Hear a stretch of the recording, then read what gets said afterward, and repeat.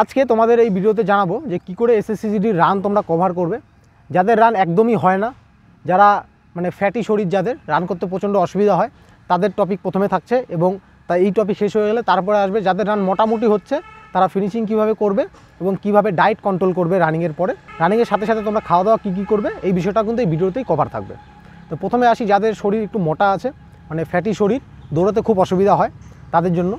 তো তোমাদের যাদের শরীর ফ্যাটি আছে, তো তাদের প্রথমে আমি বলবো যে তোমরা রানিং একটু রোদের সময় করো, রোদে রান করো এবং রানিং করার সময় অবশ্যই জ্যাকেট পরে রানিং করো, পাতলা একটু জ্যাকেট বা মিডিয়াম ভারীর একটু জ্যাকেট যেগুলো থাকে সেগুলো, যাতে তোমাদের শরীর থেকে প্রচণ্ড পরিমাণে ঘামটা ঝরে। তো এইভাবে প্র্যাকটিস করলে তোমরা রানিং, এখন মোটামুটি তোমরা রানিং প্রত্যেক দিন 30 মিনিটের ওপরে রানিং করো। 24 মিনিটে কভার করতে হবে 5 কিলোমিটার, কিন্তু তোমরা প্রতিদিন 30 মিনিটের ওপরে রানিং করো, তাহলে কিন্তু তোমাদের শরীরে যে স্ট্যামিনা আছে সেটা আস্তে আস্তে ধীরে ধীরে কিন্তু সেটা ভালো হবে আগের থেকে। তো 30 মিনিট করে রান করলে, রান করার পরে কিন্তু থেমে গেলে হবে না। রান করার পরে তোমাদেরকে 30 মিনিট রানিং করলে যে শরীরে তোমাদের ঘাম ঝরলো ঠিক আছে, সাথে সাথে তোমরা কিন্তু শরীর থেকে জ্যাকেট খুলে ফেলবে না, সাথে সাথে বসবেও না, একটু হাঁটবে। রানিং শেষে হাঁটার পরে তোমরা এক্সারসাইজ শুরু করে দেবে। তোমরা বাড়িতে যেগুলো বিভিন্ন এক্সারসাইজ করো, ইউটিউব দেখে করেছো, সেগুলো করবে। ইউটিউব থেকে তোমরা যেগুলো দেখেছো ঠিক আছে এক্সারসাইজ, এবং আমাদেরও চ্যানেলে কিছু এক্সারসাইজের ভিডিও আপলোড করা আছে বা আপলোড করবো, সেগুলো তোমরা দেখবে। তো সেই জন্য চ্যানেলকে তোমাদের অবশ্যই ফলো রাখতে হবে।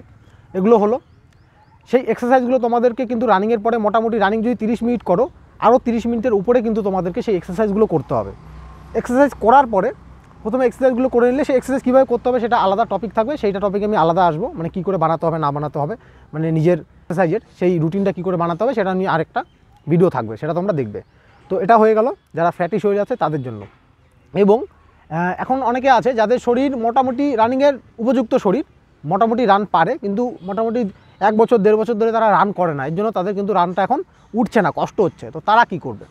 তো তোমরা কন্টিনিউয়াসলি রান করতে থাকো, তোমাদের রান অবশ্যই হয়ে যাবে, একটু যদি মনে যদি সাহস থাকে এবং তোমাদের যদি খিদা থাকে চাকরিটা নেওয়ার, যে আমার চাকরিটা আমাকে নিতেই হবে, যদি এই খিদা তোমাদের মনে থাকে, কোনোভাবেই কিন্তু তোমাদের রানটা আটকাবে না। তোমরা শুধু রানিংটা কন্টিনিউয়াসলি করতে থাকো। যেরকম অঙ্ক প্র্যাকটিস করতে লাগে, প্র্যাকটিস না করলে যেরকম ভুলে যাও, সেরকমই তুমি যতই রানে ভালো হও, তোমাকে কিন্তু প্র্যাকটিস রেগুলার করতেই হবে। প্র্যাকটিস না করলে তোমরা মানে যে কোনোভাবে কিন্তু তোমরা ফেল হয়ে যেতে পারে রানে। তো এই যে ভিডিওটা পাশে দেখো, এইভাবে একটা ছেলে এ কিন্তু মোটামুটি ভালোই প্র্যাকটিস করেছিল, এ একদম শেষ মুহূর্তে গিয়ে পায়ে কিন্তু প্রচণ্ড পরিমাণে অসুবিধা হয়ে যায়, পায়ে টান ধরে যায়, তারপরে কিন্তু সে মাত্র 20 মিটারও কিন্তু কভার করতে পারছে না। ভিডিওটা তোমরা দেখছো এখানে পাশে এটা। তো রানিং তোমাদের এরকম করে প্র্যাকটিস করতে হবে, যাদের হয় না তাদের জন্য তো বললামই এভাবে তোমরা করবে। এবং যাদের এখন মোটামুটি রান উঠছে কিন্তু টাইমিংয়ের মধ্যে তোমাদের রানটা আসছে না, টাইমিংটা তোমরা কী করে আনবে? তো রানের কিছু প্রসেস এখানে আমি বলে দিই। প্রথমে তোমরা যখন রানটা শুরু করবে তখন অবশ্যই তোমরা কিন্তু নাক দিয়ে নিঃশ্বাস নেবে এবং নাক দিয়ে ছাড়বে। এটা তোমরা রানিংয়ের শুরুতে, যেহেতু 5 কিলোমিটার রান, মোটামুটি 2.5 থেকে 3 কিলোমিটার এভাবে তোমরা কন্টিনিউয়াসলি প্র্যাকটিস করো, নাক দিয়েই নিঃশ্বাস নাও, নাক দিয়েই নিঃশ্বাসটা ছাড়ো। এবং এরপরে যখন তোমাদের 2.5-3 কিলোমিটার পার হয়ে গেল, এরপরে শরীরে কিন্তু প্রচণ্ড পরিমাণে শরীরের এনার্জি লুজ হয়ে যায়, তারপরে কষ্ট হয় দৌড়তে। তখন তোমরা করবে কি, নাক দিয়ে নিঃশ্বাস নাও ধীরে ধীরে এবং মুখ দিয়ে সেটাকে ধীরে ধীরে রিলিজ করো। একদম একবারে না, 1 সেকেন্ডে নিলাম ছেড়ে দিলাম এরকম না, ধীরে ধীরে ইনপুট করো, ধীরে ধীরে সেটাকে মুখ দিয়ে আউটপুট করে দাও। এইভাবে কিন্তু তোমরা রানিং তারপরে করো। এবং লাস্টের যেটা 1 কিলোমিটার থাকে, সেই 1 কিলোমিটারে কিন্তু কোনো বাধা নিষেধ নেই যে এভাবে তোমাকে রান করতে হবে, এভাবে নিঃশ্বাস নিতে হবে, সেরকম কোনো বাধা নিষেধ তোমাদের কাছে নেই যে তোমাদের এরকম রান করতে হবে লাস্টের 1 কিলোমিটারে। লাস্টের যে 1 কিলোমিটার আছে সেখানে তোমরা মোটামুটি তোমরা যেভাবেই পারো নাক দিয়ে নিঃশ্বাস নাও, মুখ দিয়ে নিঃশ্বাস নাও, তোমাদের ব্যাপার। শরীর একদম তখন তোমাদের শরীরের এনার্জি একদম তখন ডাউন হয়ে যায়, কষ্ট হতে থাকে, তখন তোমরা এমন করতে পারো যে রান করছো, 100 মিটার রান করলে 5-6 সেকেন্ডের জন্য তখন মুখ দিয়ে নিঃশ্বাস নিয়ে শরীরটাকে মানে একটু অক্সিজেন বেশি হয়ে গেলো শরীরে, তারপর আবার তোমরা নাক দিয়ে নিচ্ছ, মুখ দিয়ে ছাড়ছো, এভাবে তোমরা করতে পারো। এবং অনেকের হয় কি যে ধরুন আমাদের যে মাঠটা আছে, বিকি মাঠটাকে একবার চারপাশে দেখা, মাঠটা তাহলে বুঝতে পারবে হালকা করে। এই যে মাঠটা তোমরা দেখতে পাচ্ছ চারপাশে, এই যে মাঠ আছে, এই মাঠটা কিন্তু আমাদের মোটামুটি 13 পাক 13.5 পাক দিলে আমাদের 5 কিলোমিটার কভার হয়ে যায়। যখন এই মাঠে আমরা রান করি, যখন আমাদের 10 পাক 11 পাক হয়ে যায়, তারপরে আমাদের ইচ্ছা হয় যে আমরা রানটাকে ছেড়ে দিই। এরকম তো অনেকেরই, প্রায় লোকেরই এরকম হয় যে কিছুক্ষণ রান করার পরে, কয়েক পাক রান করার পরে কিন্তু ইচ্ছা হয় যে রানটাকে এবার ছেড়ে দিই।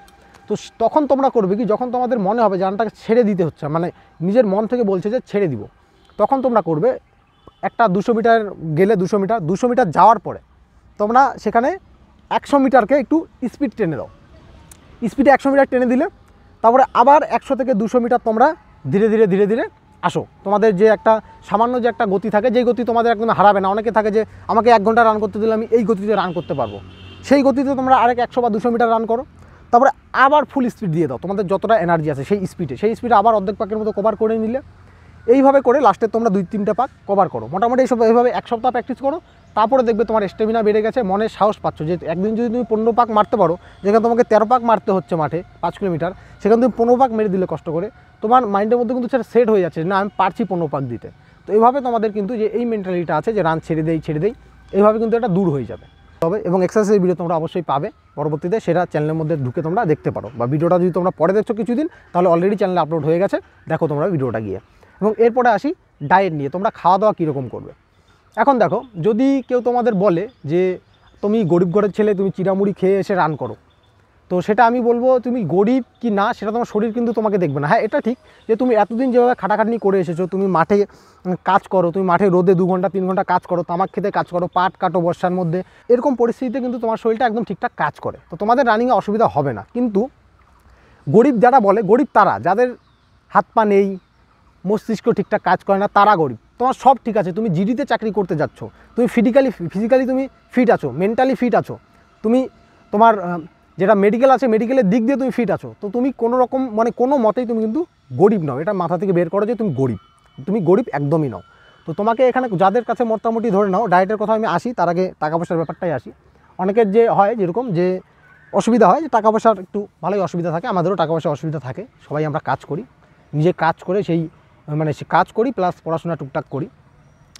তো যাদের টাকা পয়সার অসুবিধা হচ্ছে, তারা প্রথমে টাকা পয়সার অসুবিধাটাকে মেটাও। পারলে কোনো বন্ধুর কাছ থেকে নিয়ে নাও টাকা, যে বন্ধু তোমাকে আমি 2 মাস পরে দিয়ে দেবো, যদি পারো। সেরকম বন্ধু যদি থাকে, সেরকম বন্ধু খুব কম থাকে লোকের, যাদের এরকম বন্ধু আছে তারা অবশ্যই ভাগ্যবান। তো এরকম বন্ধু থাকলে তাদের কাছ থেকে নাও, আর যদি না থাকে অবশ্যই সেই টাকাটার যোগান তোমরা নিজের থেকে করো, নিজে কাজ করো, 2 দিন কাজ করে দাও, কী অসুবিধা আছে, 2 দিন কাজ করো, 500-1000 টাকা নিয়ে নাও, সেটা নিয়ে তুমি ডায়েট নিয়ে নাও তোমার রানিংয়ের যেটা আছে। তো এবার আসি খাওয়া দাওয়ার বিষয়ে। সকালে যখন তোমরা রানিংয়ে আসবে, রানিংয়ে আসার সময় অবশ্যই তোমাদের কাছে কিন্তু জল থাকা উচিত। যেরকম আমার কাছে বোতল দেখছো, এখানে আমার স্পেশাল জল থাকে, আমার গ্লুকন-ডি দিয়ে, যেটা গ্লুকন-ডি আমি ইউজ করি, ওটা পরে বলছি, ডায়েট এখানেই বলবো। আর একটা নর্মাল জলও আনি বন্ধুদের জন্য, কারণ এই বন্ধুগুলো সবগুলো বলতে গেলে হারামি, একটাও জলের বোতল আনে না। এই যে ক্যামেরা করছে, একে তো আগের বছর জল খাইতে দেন, এই ছেলে প্রচুর রাগ এরকম ছেলেমেলে প্রচুর আছে, মানে অ্যাকচুয়ালি তাদের জলের দরকার হয় না, তারা সেটা বুঝতে চায় না যে জলের দরকার আছে, তাদের সত্যিই দরকার হয় না, তাদের হিসাবে কভার করে দেয়, তারা খুব কম সময়ে কভার করে।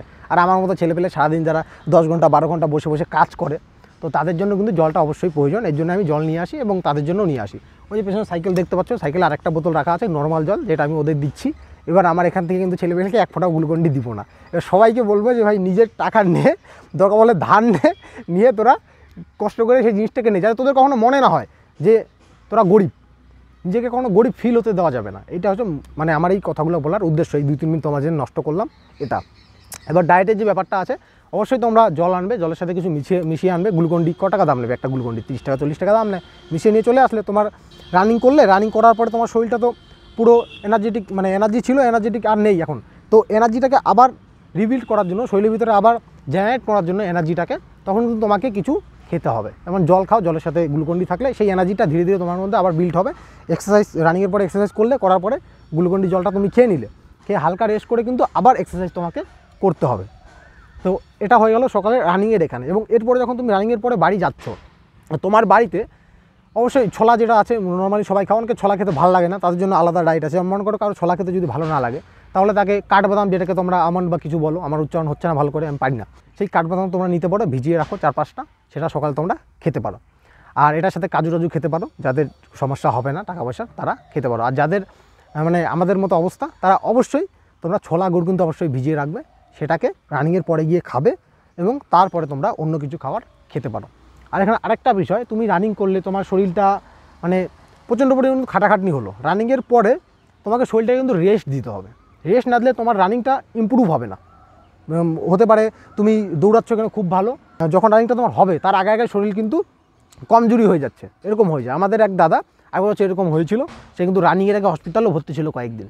তো এর জন্য তোমরা রানিং করবে, রানিংয়ের পরে প্রপার যেটা ডায়েট থাকে সেটা অবশ্যই তোমরা করলে, যেটা বললাম ওটা প্রপার ডায়েট নয়, সামান্য কিছু খাবার খেলে খাওয়ার পরে তোমাদের কিন্তু শরীরটাকে রেস্ট দিতে হবে, রেস্ট না দিলে কিন্তু হবে না।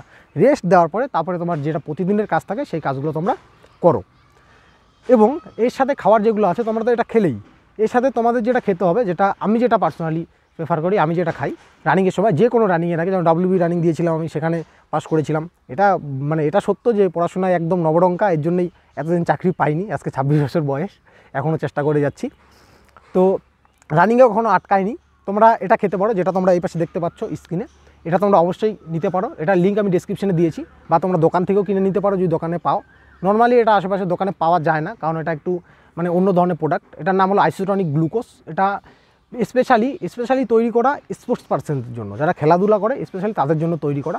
দাম মোটামুটি 600, 650 বা 550 এরকম বিভিন্ন জায়গায় বিভিন্ন দাম আছে, সেটা তোমরা নিতে পারো। তোমাদের পুরো রানিং কিন্তু এটা দিয়ে কভার হয়ে যাবে। 1 কেজি থাকে এখানে গ্লুকোজ। আর একটা বিষয়, সেটা কিন্তু তোমাদের যেগুলা তোমাদের পরিবেশে, তোমাদের জায়গাতে যেই ফলমূলটা তৈরি হয় সেই ফলমূলটা তোমাদেরকে খাওয়া উচিত। তাহলে কিন্তু তোমাদের শরীরের যেই এনার্জি আছে, সেই এনার্জিটা কিন্তু ন্যাচারালি তোমাদের শরীরের ভিতরে আসবে, রানটাও ভালো হবে। ফলমূল অবশ্যই তোমরা খাবে। এরপরে খাওয়া দাওয়া তোমরা নর্মাল যা করো সেই সব নর্মালি খাওয়া দাওয়া করো, কোনো অসুবিধা নেই। 5 কিলোমিটার রান যে কেউ কভার করে দিতে পারে, সে যদি মানে প্র্যাকটিস করে।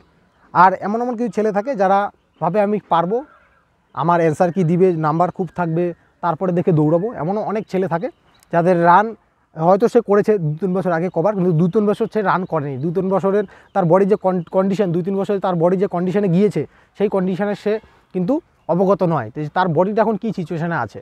তারা কিন্তু এখন বলছে যে আমার হয়ে যাবে, কিন্তু তাদের মধ্যেও অনেকে ফেল করে। এই কারণে ফেল করে, তারা প্রথম থেকে সেই জিনিসটাকে সিরিয়াস নেয় না। তো এখন থেকে তোমরা সিরিয়াস হয়ে যাও এবং রান শুরু করো। সবাইকে অল দ্য বেস্ট। দেখা হবে, কখনো কথা হবে। চলো, চ্যানেলের সাথেও তোমরা যুক্ত থাকবে এবং অন্যান্য ভিডিও অবশ্যই তোমরা দেখবে।